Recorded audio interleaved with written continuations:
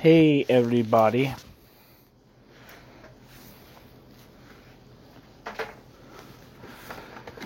This is chapter 3 of Daniel Randall's Confronting Anti-Semitism on the Left, Arguments for Socialists. Chapter 3 is titled The Reemergence of Primitive Anti-Semitism on the Left.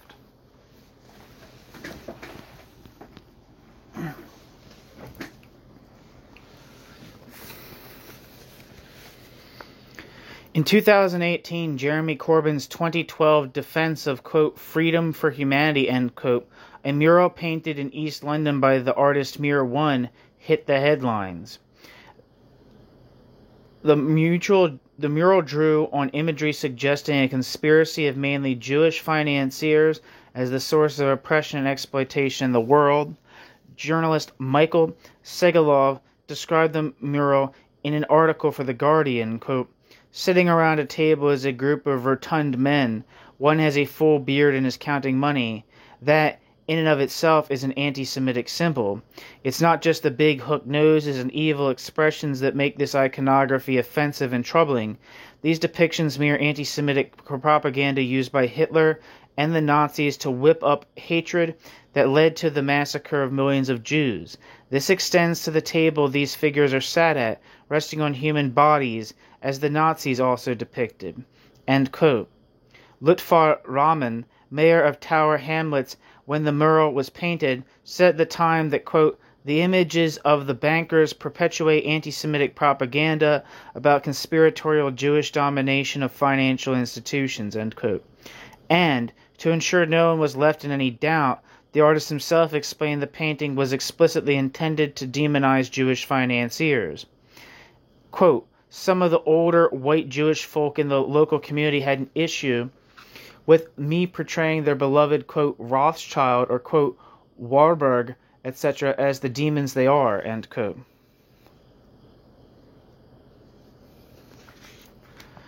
References to the Rothschilds and Warburgs, two Jewish families with extensive involvement in banking, who are frequent focuses of the anti-Semitic imagination, place this matter on the terrain of conspiracy theories about Jewish financiers, the primitive strand of left anti-Semitism. Since the 1950s, left anti-Semitism has been expressed primarily through discourse about Israel-Palestine and Zionism. It has consisted of a particular political narrative about the formation of Israel, both as a state and as a national community, and a radical overinflation of the power of Israel and Zionism in the world. The older anti-Semitic themes that found traction in the late 19th century and early 20th century left, conflating Jews with finance, had by no means receded entirely, but the primitive reactionary critique of capitalism, which some have called the, quote, socialism of fools, end quote, appeared to have faded, and in the, quote, anti-imperialism of fools, end quote, that foregrounded anti-Zionism had been amplified. But, as the Mirror One mural episode reflected, a notable feature of the expression of anti-Zionism in the Labour Party since 2015, but as the Mirror One mural episode reflected, a notable feature of the expressions of anti-Semitism in the Labour Party since 2015, and in broadly left-wing spaces more widely for the last decade or more, has been how much of it has borne only a tangential connection to any concrete political argument about Israel-Palestine. Instead, these expressions have much more closely resembled a more primitive form of anti-Semitism, conspiracy theories about Jewish financiers and their alleged power over world affairs. More widely and alarmingly, as conspiracy theorist thinking spread across the political spectrum, much of the left not only failed to adequately critique it, but sometimes reproduced it. Other high-profile incidents also expressed conspiracy theorist anti-Semitism. For instance, the claim made by Jackie Walker, the former co-chair of the Labour left group Momentum, that Jews were amongst the, quote, chief financiers of the sugar and slave trade, end quote, recycled a canard about the role of specifically Jewish financial power that has been comprehensively debunked on a number of occasions. It, too, has no direct relationship whatsoever to the politics of Israel-Palestine. Former council leader and MP Chris Williamson, a sometimes standard-issue career politician who reinvented himself as a left-winger to ride the wave of the Corbyn surge, tweeted in support of Vanessa Beeley, whose promotion of anti-Semitic claims was discussed in Chapter 2. Williamson also spoke in support of Cyril Chilson, who has attacked, quote, Jew funding, end quote, of British political parties.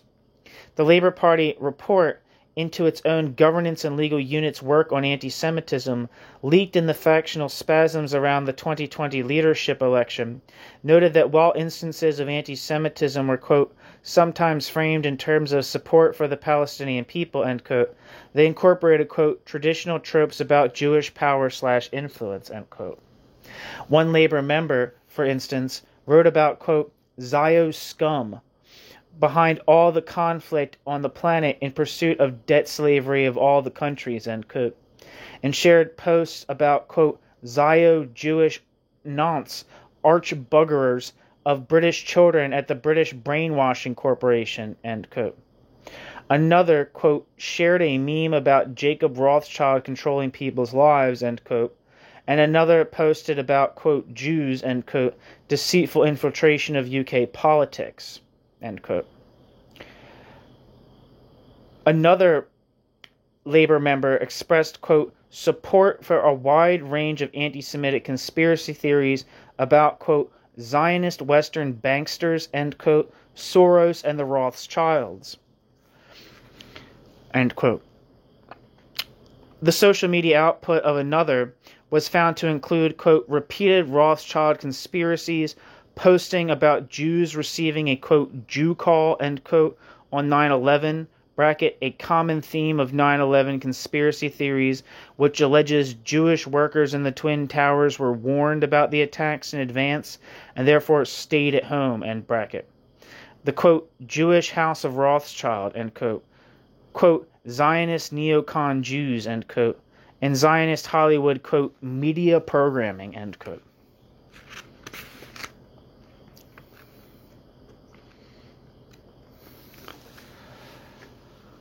A Labour Party member and organizer of a local Momentum group wrote that Tony Blair was, quote, Jewish to the core, end quote, and that he was under the, quote, protection, end quote, of the Rothschilds, who, quote, control all the money in the world, end quote. Members of the Momentum group in Barnet defended an activist who had written about the, quote, overrepresentation of Jews in the capitalist ruling class, end quote. Another Labour member wrote that, quote, the Rothschild family, at the top of the NWO pyramid, financed the Third Reich, and Hitler was an illegitimate son of one of the Rothschilds, bracket, Hungarian Jewish investment banker George, end bracket, Soros, was an SS member when a youth, and proud of it, Planet Zion, end quote. Many of these examples veer towards straightforward neo-Nazi-style anti-Jewish racism. One member tweeted, quote, National Socialist Germany, 1933 to 1945. Its flaws were few, its achievements many. Don't believe Jewish Zionist lies, end quote. Although some instances relate to the social media output of individuals who may have been only passive or paper members, elected officials, candidates for office, and activists at the heart of the life of local parties also expressed such ideas. In addition to his support for Beeley and Chilson, Chris Williamson, then a member of Parliament, also wrote in support of Pedro Baños, a right-wing former military officer from Spain, whose book, How They Rule the World, The 22 Strategies of Global Power, promoted conspiracy theories about Jewish financiers. One Labour councillor posted links to an anti-Semitic article entitled, quote, World War III, Trump begins paying his homage to Rothschilds, end quote. Commenting, quote, we must remember that the Rothschilds are a powerful financial family, like the Medicis, and represent capitalism and big business, end quote. Another councillor shared an image of Jacob Rothschild with the caption, quote, these people control the world, end quote.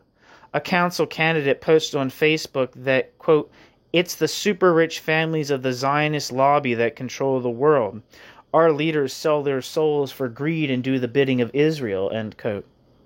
Yet another counselor shared a meme of a hook-nosed Israeli soldier covered in blood with the caption, quote, Israel was created by the Rothschilds, end quote.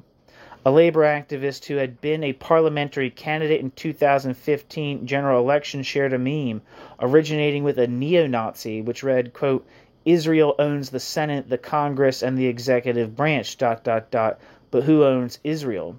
The Rothschild family, who has been creating almost all of the world's money at interest for a couple hundred years. They have used usury alongside modern Israel as an imperial instrument to take over the world and all of its resources, including you and I, and if you have a problem with that, you're a, quote, anti-Semite, end quote, end quote.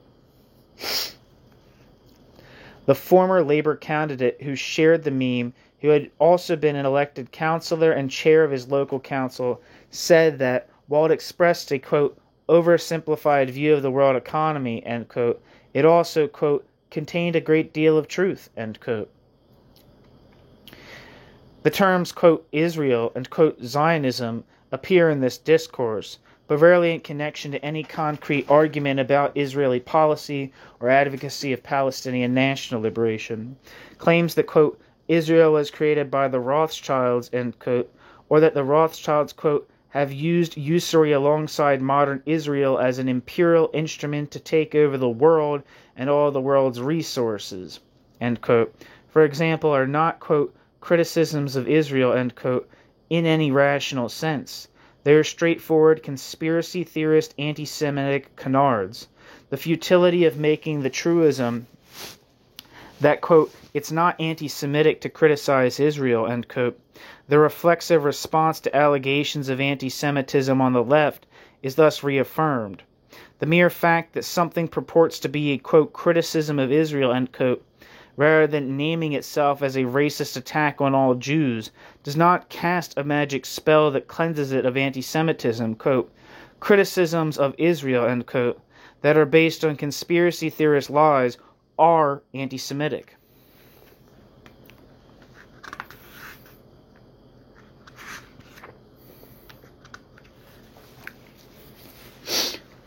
These forms of anti-Semitism are the ones whose manifestations on the left have the most crossover with generic anti-Semitism. To use Marcel Stutzler's distinction, these are instances of, quote, anti-Semitism on the left, end quote, more than, quote, anti-Semitism of the left, end quote. Anti-capitalist sounding critiques of Jewish bankers and their alleged conspiracies are also found in far-right strains of anti-Semitism, including Nazism. Moishe Pistone's analysis of anti-Semitism representing a, quote, primitive critique of, capitalist modernity, end quote, which aspires to be, quote, the expression of a movement of the little people against an intangible global form of domination, end quote, resonates particularly here.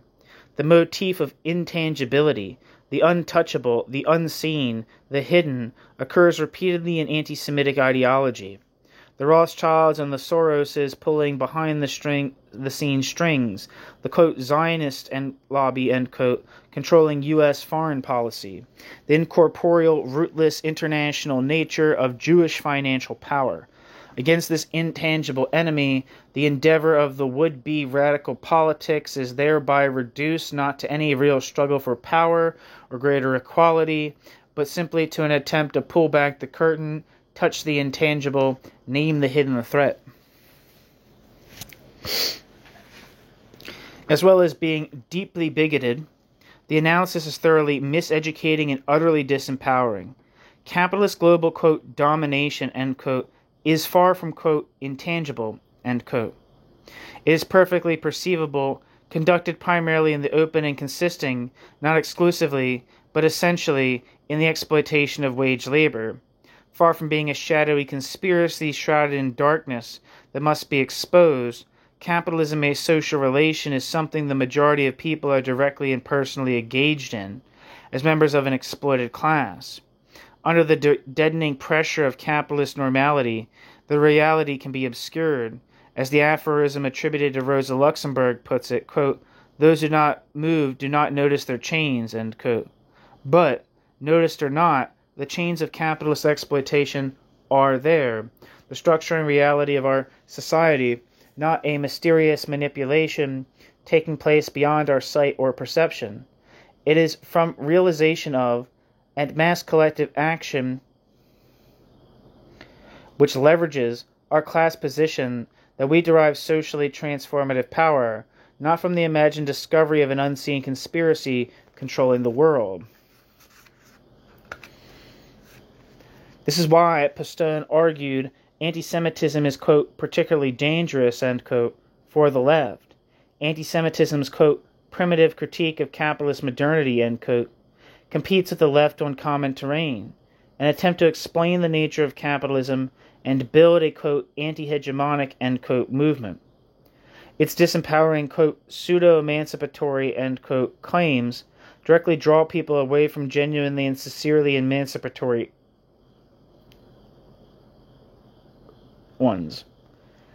As the activist and writer Michael Richmond puts it in an article for the New Socialist website, conspiracy theory represents a, quote, process of profound disempowerment for participants, many of whom, often white men in my experience, adopt the masculinized figure of the, quote, brave truth teller, end quote. ... People become enmeshed in a tangled, self-reinforcing, and ultimately dangerous set of logics and argumentation that can be incredibly difficult to break out of, end quote. The question of how people could reconcile obviously anti-Semitic ideas with a would-be left-wing worldview does not have any easy answer. Every individual's process of ideological formation is somewhat distinct. Some people are simply extremely confused. But whatever the precise political trajectory of these particular individuals, conspiracy theories have been able to fester on the left, broadly defined, in part because the organized left has been insufficiently alive to them as an ideological threat, and insufficiently combative in asserting a distinct alternative. In some instances, the left has even encouraged conspiracy theory-adjacent modes of thought. Some caveats are necessary before we proceed. It is emphatically not my argument that the anti-Semitism expressed above is in any sense broadly representative of the, quote, left, end quote, as such. The people expressing it will not have learned their arguments about, quote, the Rothschild family at the top of the NWO pyramid, end quote, from the far-left press or from meetings of far-left groups. It is also clear that the numbers involved here are relatively small, although we should remember that the cases referred to in the leaked report represent only people who expressed these ideas online or in meetings and subsequently had complaints made against them. Many more may have gone unreported or expressed in speech of which no lasting record remains. But even tiny numbers of people in the Labour Party or in left-wing spaces more broadly making virulently bigoted conspiracy theorist claims about Jews controlling British and international government policies is something that requires interrogation and explanation. As we have noted, these numbers include prominent representatives and elected officials who were able to obtain and retain their positions despite holding anti-Semitic beliefs. Whether these people formed and shaped their views within left-wing spaces or formed them elsewhere but came to see a left-led Labour Party as an appropriate political home, there is a problem that needs addressing. The usual explanation given by those seeking to downplay the issue is an argument from scale. At its height under Corbyn, Labour had nearly 600,000 members, and any mass organization will reflect, to some degree, the society around it. So, if bigotry exists in society, the argument goes, it is inevitable that it will find expression in the Labour Party too. Anti-Semitism is thereby reduced to a kind of marginal detritus, unfortunately and accidentally caught in the net of the Labour Party as the Labour Party expands, and the possibility of anti-Semitic ideas already being present on the left or emerging from erroneous would-be left-wing analyses and critiques is ruled out. It is true that no organization can entirely seal itself off from the prejudices that exist in the society around it. But unless one is to conclude that all the individuals in question here are simply ardent supporters of renationalized railways who just happen to believe that Jewish financiers run the world, in a way unconnected to any of their other beliefs, this explanation will not suffice. What shaped the conclusion of someone who believes in Rothschild's conspiracy theories that a left-led Labour Party was the most appropriate arena for their politics? How could the left-wing leader of the Labour Party fail so spectacularly to identify anti-Semitism? And why was Chris Williamson able to pose as a prominent standard-bearer for the left? Why were people who believed the Rothschilds, quote, visibly control the world, end quote, able to be selected to represent the Labour Party in elections? Those inclined to downplay or deflect might assert that the problem, in the worst individual cases, was eventually addressed. Their views are cited in the report precisely because action was taken in the form of suspension or expulsion from the Labour Party. Chris Williamson was also evidently suspended and later quit the party. But taking disciplinary action against individuals does not address the ideological question of why this kind of conspiracy theorist anti-Semitism can coexist with a would-be left-wing worldview. Besides which, it was not true in all cases. The counselors who shared Rothschild conspiracies were reselected after having done so, without appearing to have acknowledged the anti-Semitic nature of these ideas or meaningfully changed their views.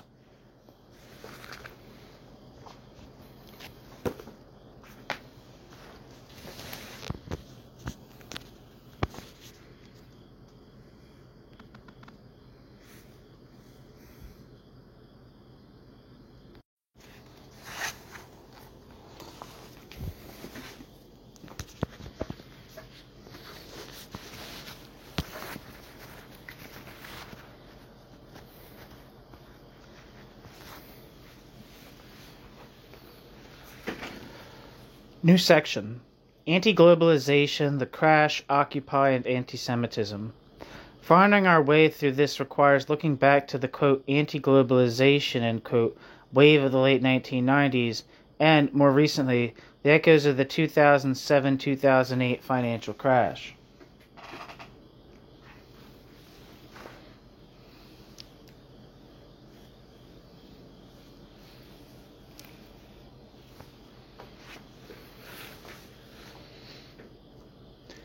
The anti-globalization movement of the 1990s and early 2000s, such as the World Social Forum movement and mobilizations such as the 1999, quote, Battle of Seattle, protests against the World Trade Organization, WTO, often focused their critique on globalization and, quote, globalization and, quote, trade, rather than capitalism as such. By highlighting these apparently rootless, incorporeal, and transnational elements of capitalism as the primary sources of global injustice and exploitation, nationalist and anti-Semitic political narratives could assert themselves. As the academic Werner Bonefeld put it, quote, anti-globalization, end quote, gives in to reactionary forces if anti-globalization's critique of globalization is a critique for the national state, The critique of, for example, the WTO is not enough. Trade, whether deemed fair or unfair, presupposes capitalist relations of exploitation. Further, without the critique of exploitation, the critique of speculation leads with necessity to xenophobia and anti-Semitic denunciations of money. It conceals the relations of exploitation and is complicit, whether intentionally or not, in the critique of finance as parasitic, end quote. Werner Bonefeld.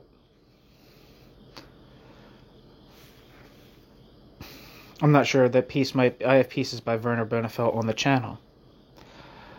The 2007-2008 financial crash again thrust to prominence questions about the nature and stability of capitalism as a global system. The consequences of that crash caused significant material harm to working-class living standards across the world, leading to mass job losses, evictions, wage freezes, and stagnations. On the ideological level, the crash shook the mystique of capitalism in a way it had not been shaken since the Great Depression, and possibly before. In the context of global communications and the rise of social media, competing explanations and narratives about what the crash meant and what the appropriate political response was could circulate in a new way. The left had an opportunity and a responsibility. Our opportunity was to persuade people of an alternative to capitalism, the system wreaking such acute social misery. Our responsibility was to educate those people about what that system actually was, how that system operated, and how that system could be overthrown and replaced. The most high-profile left responses to the crisis failed to do that. The dominant responses were the populist ones generated by broad amorphous movements like Occupy, rather than political parties or revolutionary socialist groups. The Occupy movement's key idea of the 99% versus the 1%, an almost classically populist motif, positioning, quote, the people against a, quote, elite. The appeal of the populist response to the crisis was obvious. As an article in the socialist newspaper Solidarity put it, quote, the work had already been done to popularize these ideas. It also seemed a way around 40 years of calumnies against socialism, a route around the historical weakness of working class consciousness and the low level of working class struggle. Yet a problem with the left adopting populism is its explanatory power fails when it comes to the more fundamental workings of capitalism, the nature of the state and ruling class ideology. It explains the world in moral rather than structural terms, end quote. We are the 99% slogan, by itself, is not a gateway to anti-Semitism. That notion would surely have horrified its originator, the late anthropologist and anarchist activist David Graeber. The slogan invites those who might otherwise feel alienated and atomized to express a sense of mass collectivity, and echoes the stirring conclusion of the Mask of Anarchy, Percy Shelley's 1819 poem about the Peterloo Massacre. Ye are many, they are few. But despite these virtues, is nevertheless a step away from an explanation of capitalism in structural and class-based terms. The ruling class is certainly a small minority compared to the working class, but it is not merely 1% of society. And the working class, while certainly the overwhelming majority class, does not comprise 99% of the population. The exact nature of the social collectivities we talk about when we use concepts like, quote, the many, and, quote, the few matter. The writers Frederick Harry Pitts and Matt Bolton expressed this succinctly in their book Corbynism, A Critical Approach, arguing that, quote, not everything that purports to be a critique of capitalism is actually a critique of capitalism, end quote. I have a review of one of Werner Bonnefeld's books on this channel by Frederick Harry Pitts and a couple pieces by Matt Bolton on anti-Semitism. I would especially check out the Matt Bolton piece that's about the dispute between that took place at a Red May event between Anselm Joppa and I can't remember the guy's name. Why is his name eluding me now? Andreas Malm. It's very interesting. Back to the text. As the left-wing Labour Party activist Ed Mustill argued in the Clarion, substantial sections of the left appeared to have, quote, given up the teaching and learning of a structural analysis of capitalism in favor of simpler and quicker explanations. Conspiracism is bolstered by, for example, the sort of shallow analysis of the last recession that blamed, quote, greedy bankers or, quote, the 1%, effective for short-term sloganeering, but ultimately, reducing complex social relations to a few bad individuals pulling society's strings. Left-wing alt-media further encourages this, with sites like Squawk Box and The Canary appearing to view everything as a Manichaean struggle, a Hollywood script of goodies versus baddies both inside and outside the Labour Party. End quote. Ed Mustill. Identifying injustice as the product of the manipulative greed of an infinitesimal minority, perhaps consisting of only a tiny handful of individuals, is always dangerous terrain. Here Feldman, Gidley, and McGeever's concept of anti-Semitism as a, quote, reservoir, end quote, is especially useful. The long-established presence of anti-Semitic populist ideas in political culture, with roots going back centuries, means that anti-Semitic answers to questions about the nature of social and economic power are always close at hand. Recently, all the more so thanks to rapid transmission and circulation of ideas via the internet and social media. The depth of this reservoir means that populist explanations about minority elites, often operating secretively to manipulate society to the detriment of the majority, are never very far from naming Jews, often specific individual Jews, as the key figures in these elites, as the Mir 1 mural incident shows. The hoary conspiracy theories about the Rothschilds, which lie about the extent of their power and involvement in specific events, and focus on the Rothschilds out of all proportion to their actual wealth and influence, even relative to other financial dynasties, are a clear example of this. More recently, George Soros has been added to the lineup of Jewish financiers pulling the strings, as Soros is literally depicted as doing in numerous widely circulated memes of economic and political life. Much of the post-2008 agitation focused on capitalism itself, not on capitalism itself, but on, quote, bankers, end quote. The identification of a particular financial elite as the source of the problem is precisely a personalized, moral rather than structural understanding of the enemy. Sometimes this enemy has been named as finance capital, rather than capital as such, just as the 1990s anti-globalization movement's underdeveloped and miseducating critique of, quote, trade left room for anti-Semitic conclusions, and incoherent post-2008 analysis that blamed bankers and financiers, whose reckless gambling with incorporeal finance ended up costing people their jobs and homes, could develop in an anti-Semitic direction.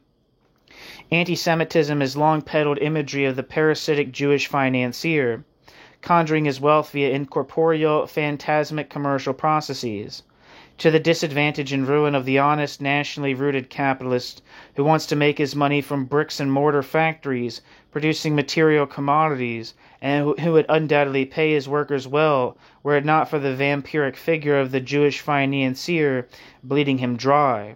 Anti-Semitism imagines, quote, a capitalism not of productive labor and industry, but of parasites, money and finance, speculators and bankers, end quote. Nationalist political narratives on both left and right that trace the source of social dislocation to the supplanting of the, quote, real, end quote, economy of, quote, British manufacturing, end quote, by an invisible and implicitly foreign financial economy can easily dovetail with these anti-Semitic themes. Anti-Semitic imagery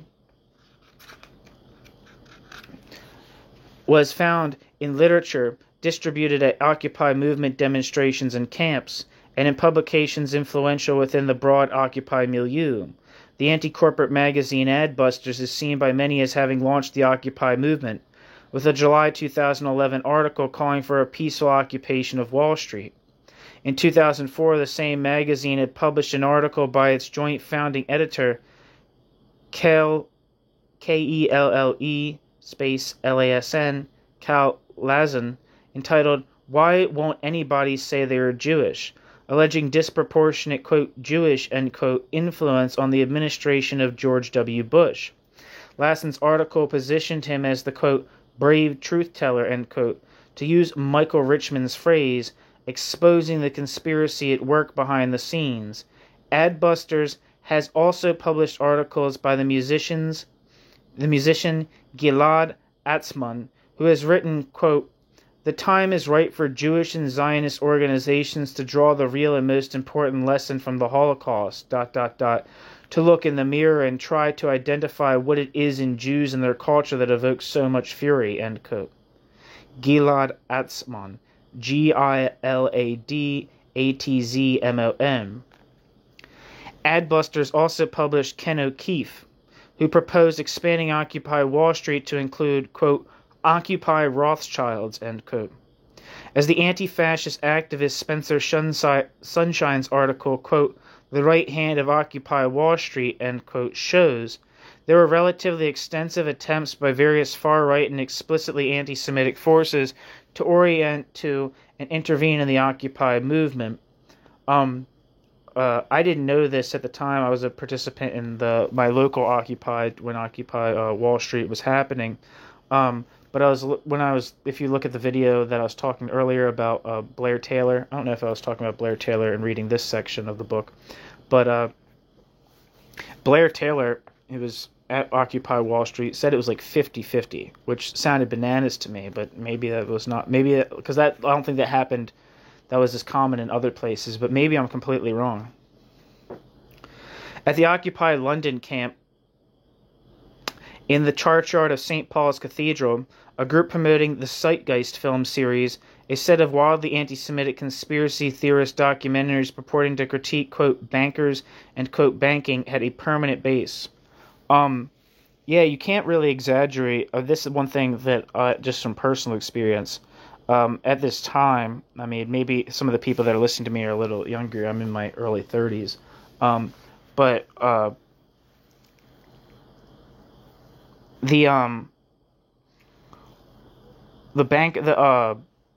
the Zeitgeist series was everywhere at this time.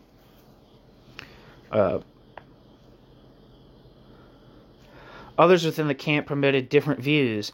Organizers strung a giant banner reading, quote, "Capitalism is crisis," end quote, above the main cluster of tents, an admirable attempt to express a structural analysis, but the very nature of the Occupy movement made it more difficult to directly challenge it politically.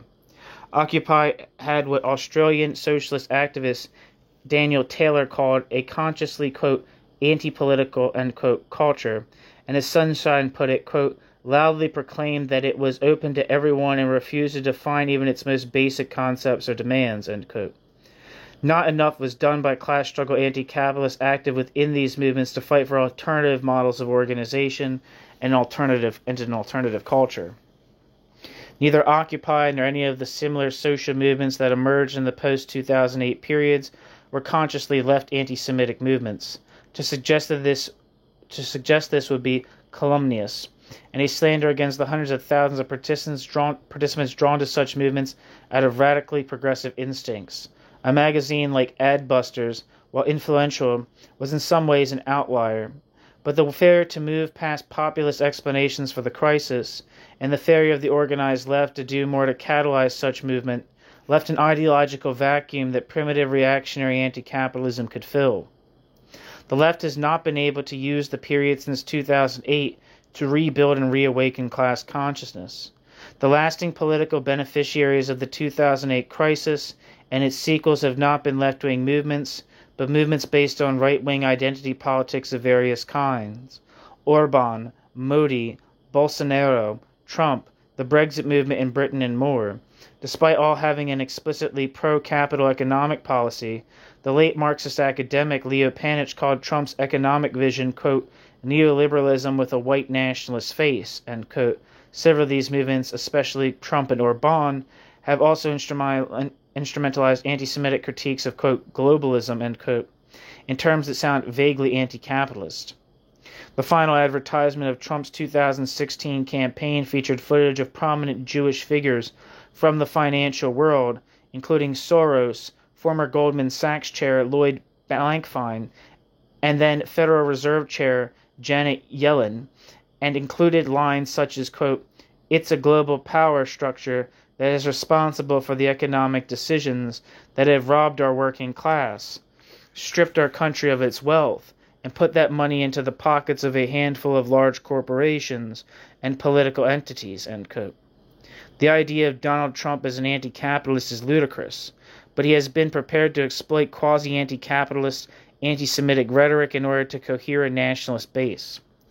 When a section of the left in Britain found itself in the leadership of the Labour Party and therefore able to promote a counter-narrative, the opportunity was largely squandered. Instead, Corbynism often rejected recycled populist framing, particularly via the use of the concept of the, quote, rigged economy and the, quote, rigged system, end quote. Bolton and Pitt summed up the dangers of this rhetoric for anyone seeking to develop a working-class anti-capitalism, saying the concept of the, quote, rigged economy, end quote, was, quote, qualitatively distinct from both the analysis of class as a social relation and that of capitalism as a system of socially mediated labor, A critique of a, quote, rigged system, end quote, implies that capitalist social relations are consciously and covertly designed by a minority of individuals or groups in order to exploit everyone else, end quote.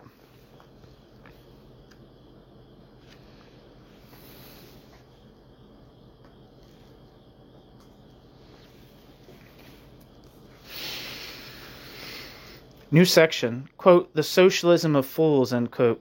How to combat conspiracy theories. Why did much of the organized left appear unprepared, unwilling or incapable of effectively combating populist and conspiracy theorist thinking?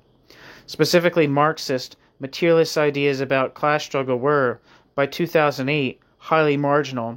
They had been bludgeoned by triumphant neoliberalism and were still reeling from the collapse of Stalinism, a social system that claimed to represent them, and which even many avowedly anti-Stalinist Marxists still desperately insisted was a, quote, degenerated form of workers' rule.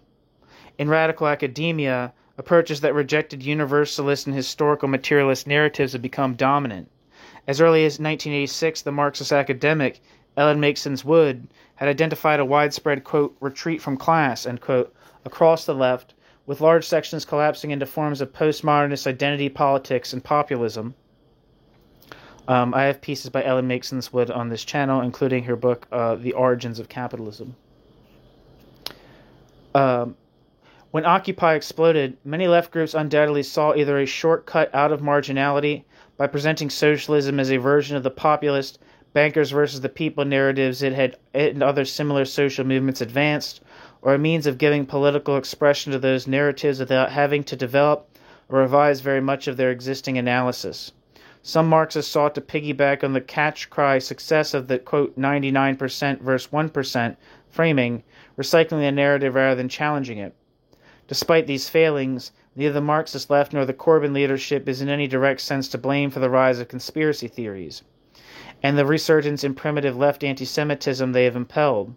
There is a delusional tendency on the far left to see every political moment as evidence of a, quote, crisis of revolutionary leadership, end quote. That's a classic quote from Trotsky, when he emphasizes the main question of our epoch or something is the subjective factor, which means the political factor, and thus the whole of the epoch of like the death agony of capitalism. It's the final the main problem, the linchpin around which everything evolves is the correct vanguard leadership. They imagine that if only, quote, the revolutionaries, end quote, who exactly, quote, the revolutionaries, end quote, are, usually depends on who is advancing the argument at the time, had been able to maneuver themselves into a position of leadership, all would have gone well. There was no single strategic masterstroke that class struggle Marxists could have deployed to somehow give the post-2008 social movements, quote, revolutionary leadership, end quote. Any attempt to extrapolate a direct sequence of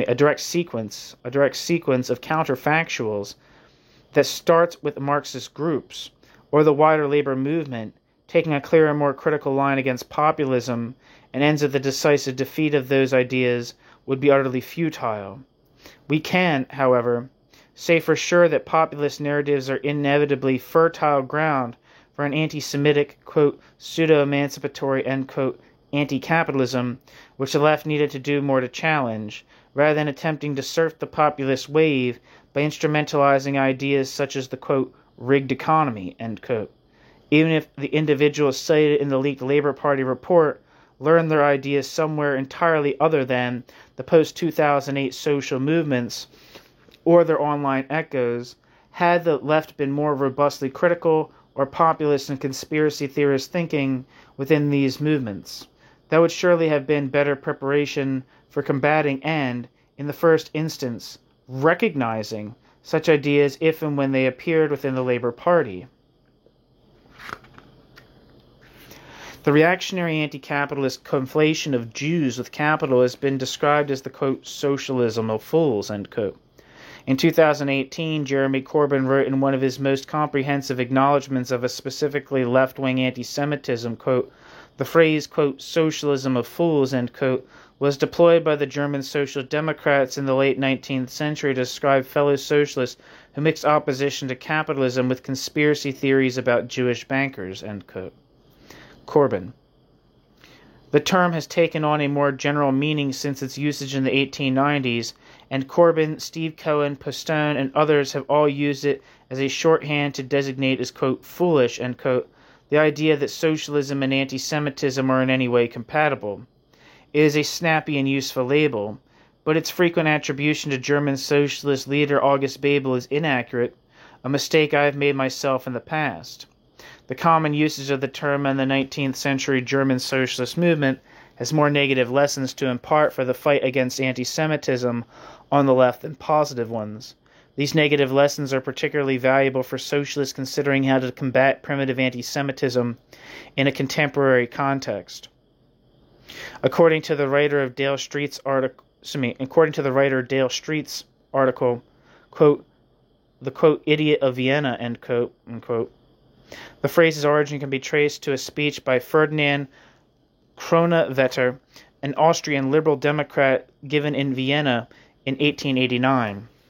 Dale Street often writes on at the Alliance for Workers' Liberties page, which I believe I can't remember what their paper's called. It's either called Solidarity or Workers' Liberty. I can't remember. Ferdinand Kronawetter. Specific target was a reactionary anti-Semitic movement led by Karl Lueger, a right-wing politician who would go on to be the mayor of Vienna from 1897 to 1910. Kronawetter said that anti-Semitism was, quote, nothing but the socialism of the idiot of Vienna, end quote, referring to a well-known idiom roughly the equivalent of the English term, quote, village idiot, end quote. Kronawetter said anti-Semitism would lead, quote, back into the darkness of the Middle Ages, end quote. But when the term gained currency in the German socialist movement, it was given a different twist and often used in the context of arguments implying anti-Semitic narratives about Jewish capitalists were halfway to socialist good sense, and that was, quote, foolish or, quote, idiotic. So, and what was, quote, foolish or, quote, idiotic about them was that they limited their opposition to Jewish capitalists only. I don't know if he's going to talk about this, but Ruth Fischer, important figure in the German Communist Party, was like, string, it's something to the effect. I don't want to misrepresent her falsely, but it is something to the effect of like, string up the Jewish capitalists, but also the non-Jewish capitalists, that was kind of her thing. And so that kind of really speaks to this kind of like, this interpretation of the socialism of fools, meaning that anti-Semitism is some kind of like halfway point to like a more inclusive critique of capitalism, right?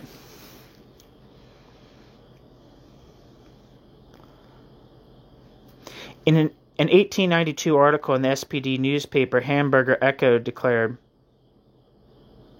an 1892 article in the SPD newspaper Hamburger Echo declared, quote, anti-Semitism is the socialism of the idiot, ...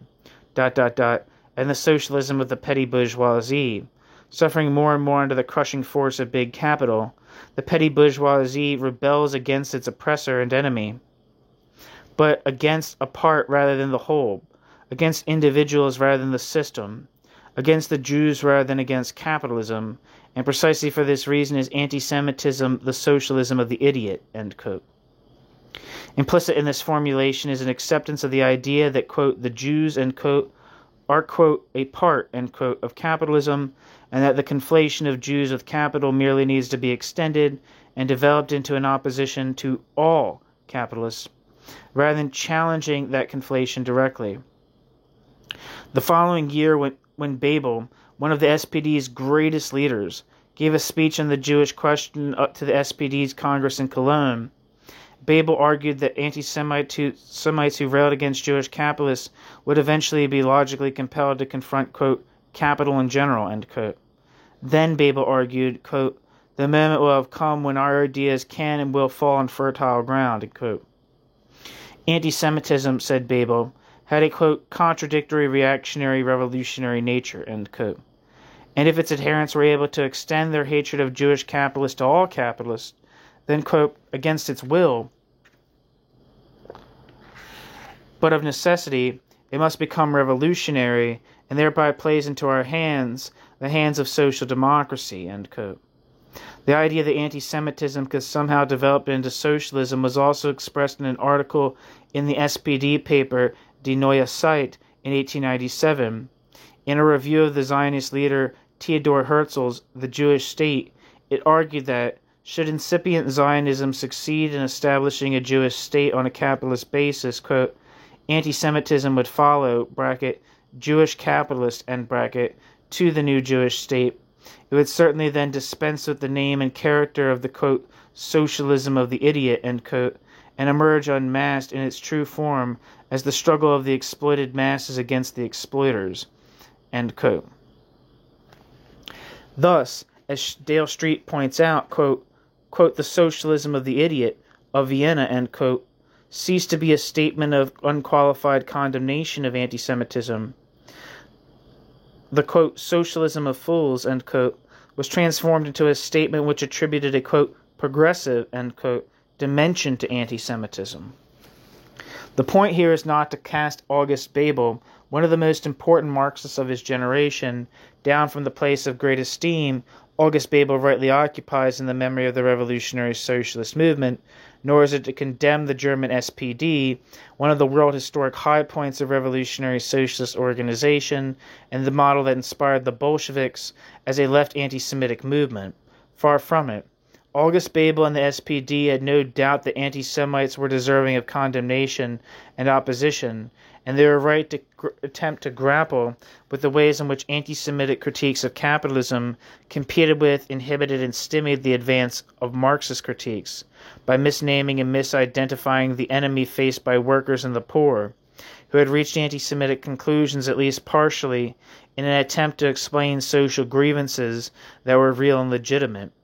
But the ultimately limited and opportunistic nature of their analysis and the flaws in their conclusions can be instructive for contemporary efforts to confront a reemergence of primitive anti-Semitism on the left.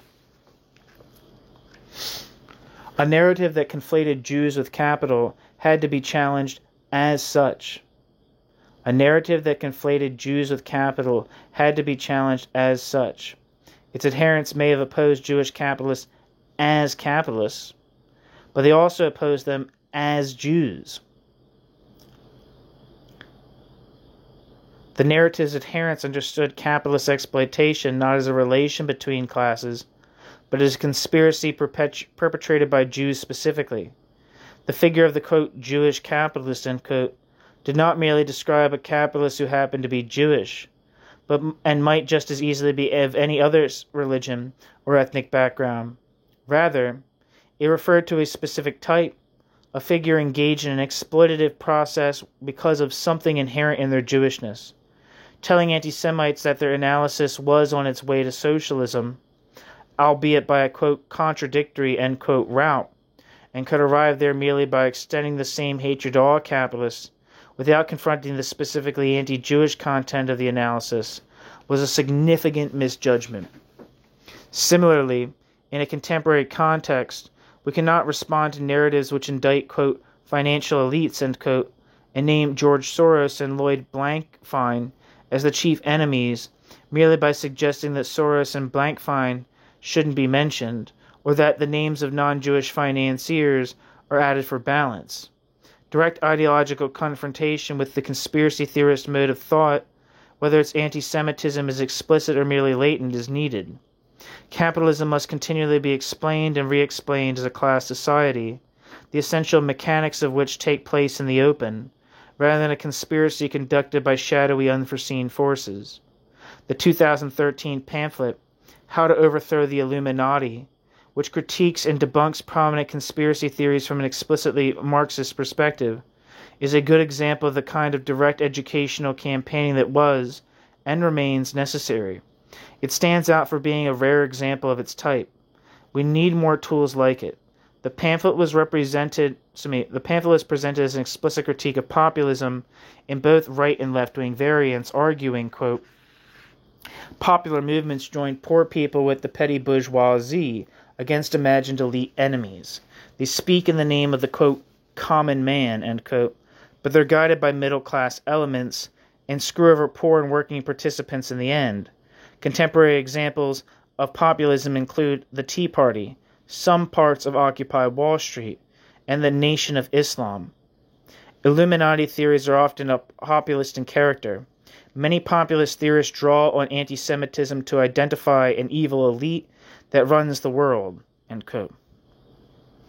The pamphlet concludes that the conspiracy theory, quote, leaves no room for chance or error, and so views the enemy as unbeatable. It relies on circular logic and innuendo, rather than logical scientific argument, and it provides no clear strategy to end oppression and liberate humankind, end quote. An influential strand of contemporary anti-imperialism on the left often takes a similarly disempowering conspiracy theorist form, and figures from this wing of the left have sought dialogue and collaboration with figures from the far right and other anti-Semitic conspiracy theorists. Popular would-be leftist platforms such as the Gray Zone, is that Max Blumenthal or whatever? I think that's who runs that.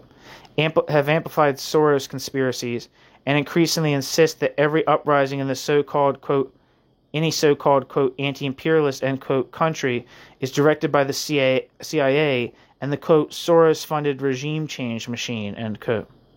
The journalist Alex Rubinstein, whose writing has frequently appeared on the Gray Zone, has called for rapprochement between the left and the far right, arguing that it's, quote, time to rethink the left-right paradigm, end quote.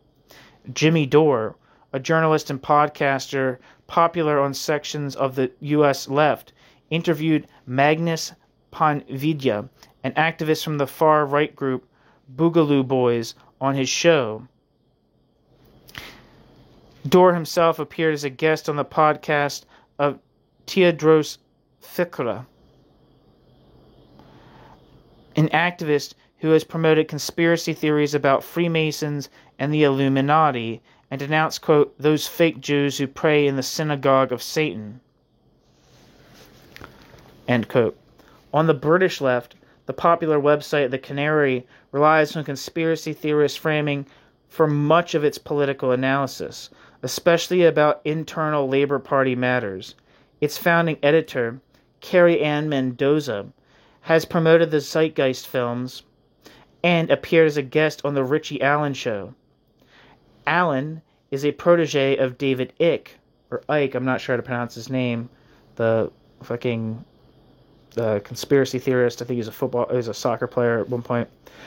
That's just what he's famous for. Who has peddled Holocaust denial and spread dangerous misinformation about the COVID-19 pandemic via his digital radio broadcast. Political relations between former Labour MP George Galloway, now leading the Workers' Party of Britain alongside the ultra-Stalinist of the Communist Party of Great Britain, Marxist-Leninists, and, at the time of writing, advocating a vote for the Tories, and figures such as Nigel Farage and Steve Bannon also show the potential for a pipeline between the left and the far right, which could help conspiracy theorist thinking spread.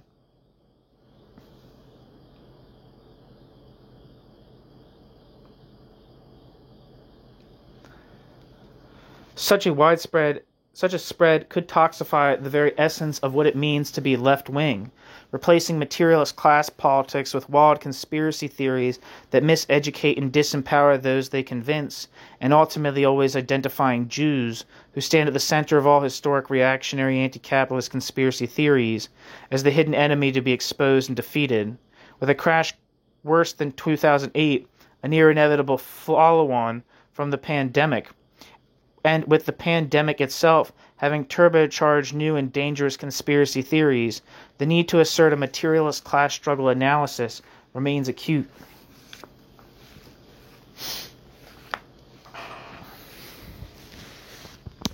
That's the end of the chapter. Thank you so much for listening.